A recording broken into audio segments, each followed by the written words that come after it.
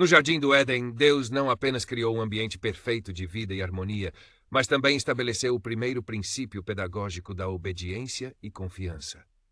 Gênesis capítulo 2, versículos 9 a 17, revela que entre tantas árvores agradáveis aos olhos e boas para alimento, havia duas em especial: a árvore da vida e a árvore do conhecimento do bem e do mal. A ordem divina era clara: comer de todas, menos de uma.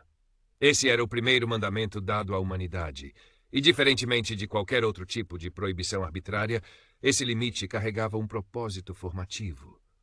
O verbo hebraico tsavá, usado aqui para ordenar, aparece pela primeira vez nesse momento, marcando o início da revelação da vontade de Deus ao ser humano. Essa ordem era essencial, não porque o fruto em si tivesse poder místico, mas porque ali estava o teste do amor e da liberdade. Deus buscava corações obedientes, não por medo, mas por confiança. O conhecimento proibido não era simplesmente intelectual, era existencial. Ao comer daquele fruto, Adão e Eva não adquiriram sabedoria, mas a amarga consciência do pecado, da vergonha e da morte. A ideia moderna de que todo conhecimento é válido entra em conflito com a realidade espiritual apresentada na Bíblia. Deus, sendo onisciente, sabia que certos tipos de conhecimento, principalmente aquele que se obtém pela experiência do mal, trariam mais destruição do que sabedoria.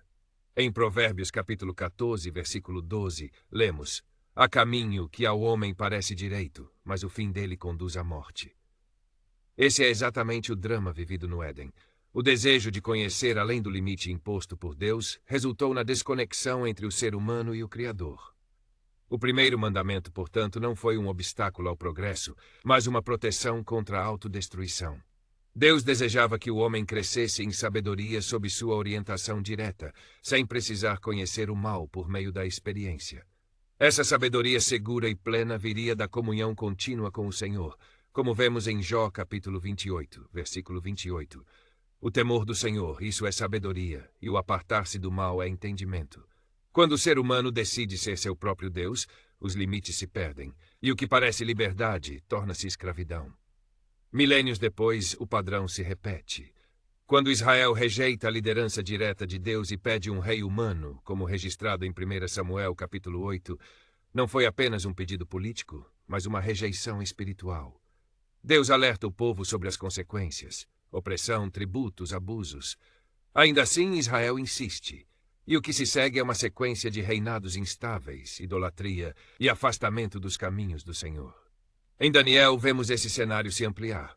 Os reinos gentios, representados por estátuas e animais, não são apenas símbolos do mundo, mas também refletem o estado de decadência de um povo que não permaneceu fiel à aliança.